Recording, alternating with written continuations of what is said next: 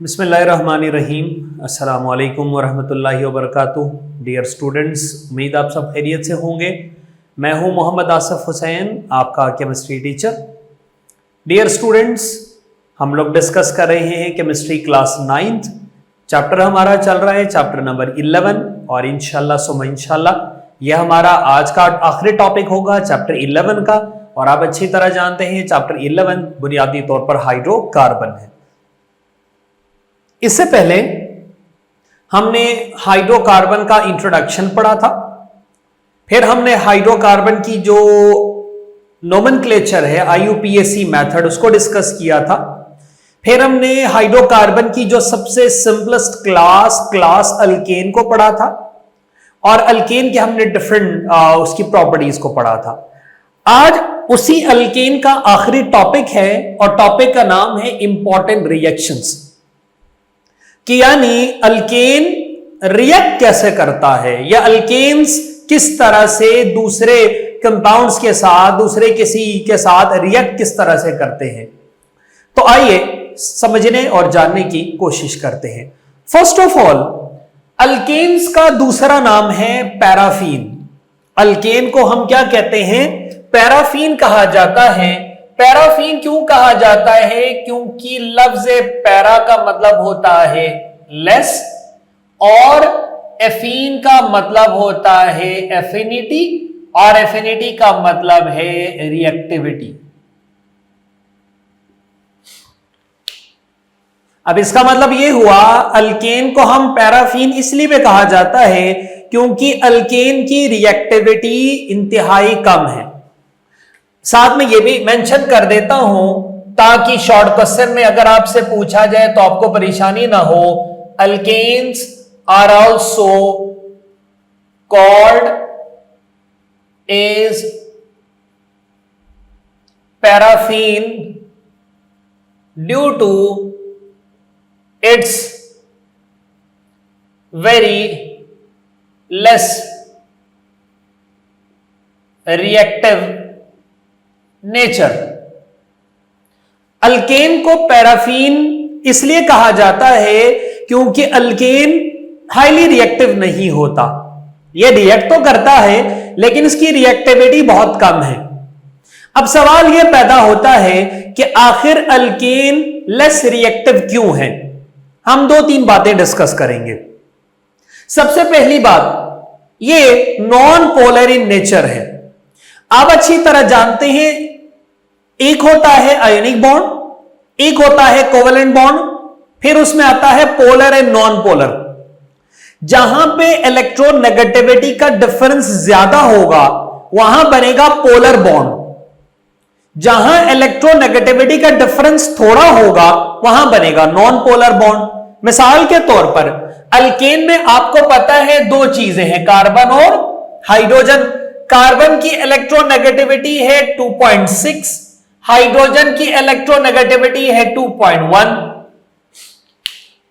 अब हम इन दोनों का कंपैरिजन करें तो हमें देखने को मिल रहा है कि इन दोनों के दरमियान इलेक्ट्रोनेगेटिविटी का डिफरेंस बहुत ज्यादा नहीं है।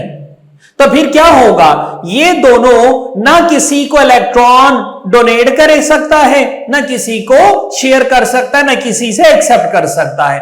तो मजबूरन इनको क्या करना पड़ेगा? इनको शेयरिंग करनी पड़ेगी।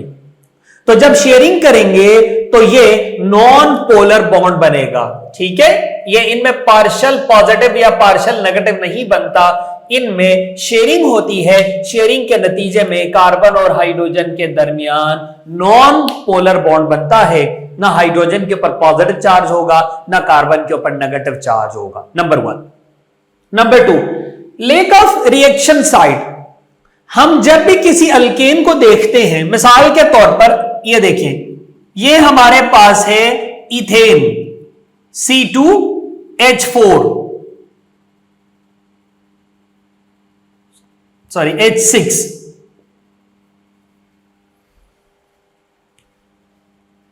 ठीक है, लेक ऑफ रिएक्शन साइड को मैं समझा देता हूं, यहां मैं ड्रॉ करता हूं। ये हमारे पास है बेटा इथेन, यानी अल्केन है ये भी, ठीक, इसका नाम क्या है? इथेन। अब हम गौर करें बेटा, देखिए ये वैलेंसी भी फुली सेटिस्फाइड है, ये वैलेंसी भी, ये भी सारी की सारी वैलेंसी फुली सेटिस्फाइड है। क्या आपको देखने को मिल रही है कोई ऐसी जगह जहां पे कोई और एटम या इलेक्ट्रॉन आके लगे? नो, बिल्कुल भी नहीं। ठीक, अब हम कह सकते हैं किसी एसिड के लिए, किसी बेस के लिए या किसी ऑक्सीडाइजिंग एजेंट के लिए, ऑक्सीडाइजिंग के लिए कोई साइड ऑफ रिएक्शन नहीं है। अब देखें, एसिड ने जुड़ना हो, बेस ने जुड़ना हो या कोई ऑक्सीडाइजिंग एजेंट ने जुड़ना हो, जुड़ेगा वही जहां पे जुड़ने के लिए जगह अवेलेबल हो। इधर तो कोई जगह अवेलेबल नहीं है, तो जहां जगह अवेलेबल होगी वहां रिएक्शन होगा। यहां तो जगह अवेलेबल नहीं है, यहां तो देखिए साइड ऑफ रिएक्शन है ही कोई नहीं, इसीलिए भी ये पैराफीन कहलाता है। आखिरी बात, पैराफीन इसलिए कहा जाता है क्योंकि आखिरी बात ये देखिए बेटा, all valencies are fully satisfied, all valencies are fully satisfied by forming single bond। Alkane में तमाम के तमाम कार्बन और हाइड्रोजन फुल्ली सेटिस्फाइड होंगे सिंगल बॉन्ड के साथ, ये देखिए। और सिंगल बॉन्ड होना इस बात की निशानी है कि यह सैचुरेटेड है। सैचुरेटेड होना इस बात की निशानदेही करता है कि ये लेस रिएक्टिव है, इसीलिए अल्केन को हम पैराफीन कहा जाता है। ओके, अब सवाल यह है कि अगर ये रिएक्ट ही नहीं करता या इनकी रिएक्टिविटी कम है तो फिर हम इंपॉर्टेंट रिएक्शंस क्यों पढ़ रहे हैं? याद रखिएगा बेटा, मैं ये बिल्कुल भी नहीं कह रहा कि ये रिएक्ट करता ही नहीं है। अल्केन रिएक्ट करेगा लेकिन कुछ स्पेशल कंडीशंस में, ठीक है, कुछ स्पेशल कंडीशन में ये स्पेशल किस्म के रिएक्शंस अल्केन्स करते होते हैं। वो स्पेशल कंडीशंस क्या है? पहली कंडीशन बेटा जिसको हम नाम देते हैं हेलोजिनेशन। पहली कंडीशन हेलोजिनेशन। अल्केन क्या करता है? सब्स्टिट्यूशन रिएक्शन करता है।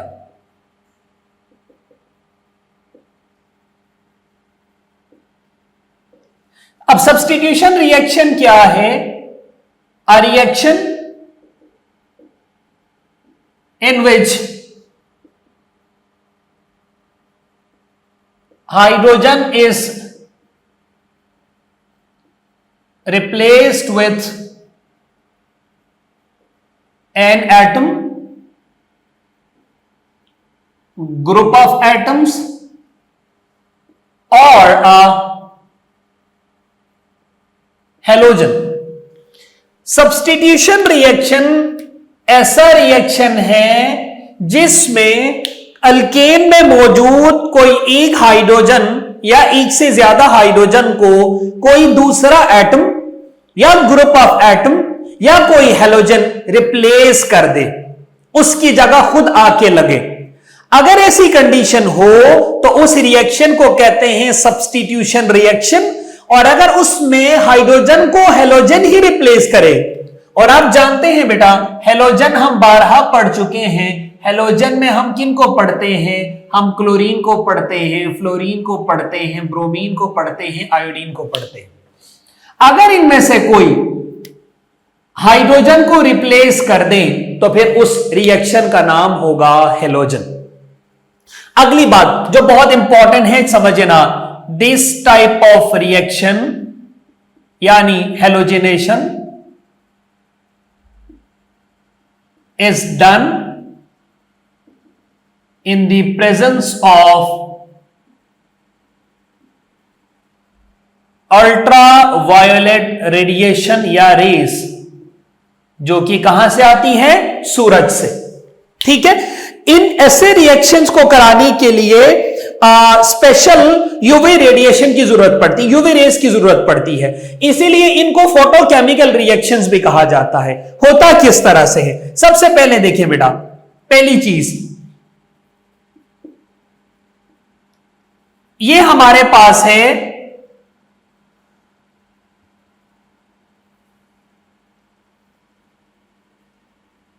क्लोरोमीथेन। इसका नाम क्या है? क्लोरोमीथेन। ठीक। और अगर मैं इस क्लोरोमीथेन को किसी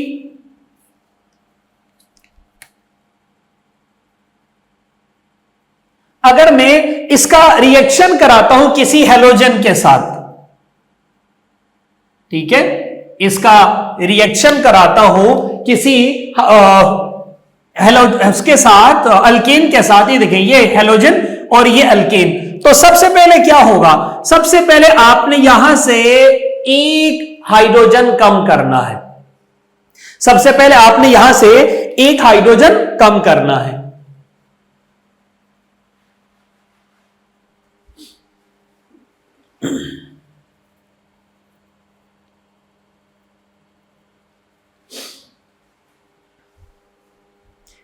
ओके, सो आज मैं आपको यह कर रहा था कि हेलोजिनेशन बुनियादी तौर पर ऐसा रिएक्शन होगा जिसमें अल्केन रिएक्ट करेगा किसी हेलोजन के साथ, और वो भी कैसे? किसी अल्ट्रावायलेट रेडिएशन की मौजूदगी में। अल्ट्रावायलेट रेडिएशन मौजूद होगी तो ये रिएक्ट करेगा स्पेशल कंडीशन में, वरना रिएक्ट नहीं कर सकता। देख लेते हैं ये किस तरह से होता है। सबसे पहले देखिए, ये है मीथेन और उसके साथ मैं रिएक्शन कराता हूं किसका? हेलोजन का। ठीक है, ये मीथेन यानी अल्केन, इसका मैं रिएक्शन कराता हूं किसको साथ? क्लोरीन, और क्लोरीन आपको पता है क्या है? हेलोजन है। और ये सब कैसे हो रहा होगा? In the presence of UV light, ultraviolet radiation. ठीक, फिर क्या होगा? सबसे पहले आपने क्या करना है? इधर से एक हाइड्रोजन कम कर दे। ये देखिए CH4 था, CH3, एक हाइड्रोजन कम किया, उसकी जगह यहां से एक क्लोरीन दे दे,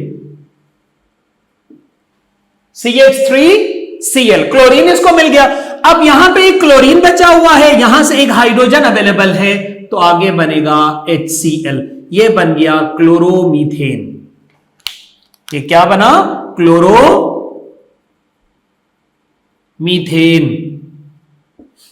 अब ये रिएक्शन यहीं पे खत्म नहीं होता, इसकी सीरीज चलती है, इसके और भी स्टेप्स है। स्टेप्स क्या है? अब हम इस क्लोरोमीथेन को भी रिएक्शन करवाएंगे किसके साथ? हेलोजन के साथ। तो देखिए CH3Cl प्लस Cl2, इसको भी हम स्पेशल कंडीशन अप्लाई कर देंगे। यहां से एक और हाइड्रोजन कम कर दें, CH2, एक क्लोरीन पहले से मौजूद था, एक और क्लोरीन लगेगा इसके साथ, तो यह बनेगा Cl2 प्लस एक क्लोरीन यहां मौजूद है और एक हाइड्रोजन यहां से आया है, तो यह बनेगा HCl। अच्छा, अब हम एक चीज गौर करें, हाइड्रोजन पहले थे 4, फिर हो गए 3, फिर हो गए 2, हाइड्रोजन कम होते जा रहे हैं, हेलोजन बढ़ते जा रहे हैं, हेलोजन की तादाद कम होती जा रही है, हाइड्रोजन की तादाद कम होती जा रही है और क्लोरीन की तादाद बढ़ती जा रही है। देखें, हाइड्रोजन 4, हाइड्रोजन 3, हाइड्रोजन 2, क्लोरीन पहले 1, अब 2। अब हम इसको भी रिएक्शन करवाएंगे। ठीक हो गया। रिएक्शन कैसे करवाएंगे? सिंपली CH2Cl2 प्लस Cl2, इसको भी स्पेशल कंडीशन में अप्लाई किया जाएगा। एक हाइड्रोजन और कम कर दे, CH, क्लोरीन 2 थे, अब हो जाएंगे 3 और उसके साथ बनेगा HCl। अब आप गौर करें, 3 hydrogen, 2 hydrogen, 1 hydrogen, chlorine 1, chlorine 2, chlorine 3। By product सब में सेम है, बाई प्रोडक्ट सब में सेम है। एक्चुअल प्रोडक्ट देखिए, हाइड्रोजन कम होते जा रहे, क्लोरीन बढ़ते जा रहे। क्यों हो रहा है? क्योंकि सब्स्टिट्यूशन रिएक्शन कहते ही उसे हैं जिसमें हाइड्रोजन को रिप्लेस किया जाए किसी हेलोजन के साथ या किसी और एटम के साथ। तो हाइड्रोजन कम होता जाएगा, क्लोरीन बढ़ता जाएगा।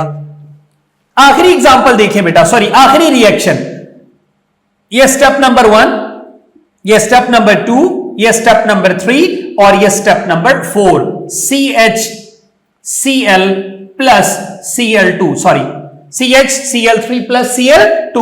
तो देखिए इसको भी स्पेशल कंडीशन, अब देखिए CCl4 प्लस HCl।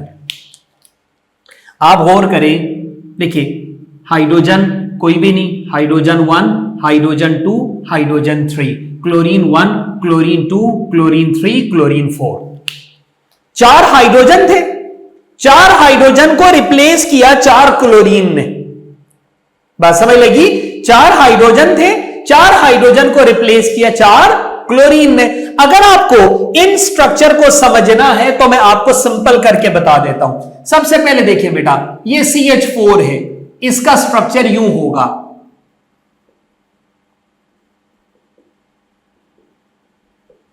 ठीक। फिर उसके बाद ये CH2Cl2 है, इसका स्ट्रक्चर कैसा होगा, ये देखिए Cl और सॉरी पहले इसको हम बनाते CH3Cl, फिर उसके बाद हम ड्रॉ करेंगे CH2Cl और इसको हम कैसे ड्रॉ करेंगे, CH3Cl, CH2Cl2, ठीक है, क्लोरीन क्लोरीन, हाइड्रोजन हाइड्रोजन, और फिर हम ड्रॉ करेंगे CCl4। तो CCl4 हम कैसे ड्रॉ करेंगे, ये देखिए कार्बन और चारों तरफ क्लोरीन। ये हमारे पास है चारों, यानी ये क्लोरोमीथेन, फिर उसके बाद आपके पास ये CH2Cl2, फिर उसके बाद CHCl, ये है कार्बन टेट्राक्लोराइड। चारों का स्ट्रक्चर मैंने आपको ड्रॉ करके बता दिया। यहां देखें 4 हाइड्रोजन, फिर उसके बाद यहां 3 हाइड्रोजन, यहां 2 हाइड्रोजन और यहां कोई हाइड्रोजन नहीं। तो ये हाइड्रोजन कम हो रहा है और क्लोरीन की तादाद बढ़ रही है। सेकेंड चीज है बेटा कंबस्शन। कंबस्शन को अगर हम सिंपल लफ्जों में कहा जाए तो हम कह सकते हैं बर्निंग प्रोसेस। जितने भी जो अल्केन है इनको हम नॉर्मली फ्यूल के तौर पर इस्तेमाल करते हैं, तो जाहिर सी बात है फ्यूल को हम क्या करते हैं, बर्न कराते हैं। फ्यूल की जब बर्निंग होती है तो उससे एनर्जी प्रोड्यूस होती है।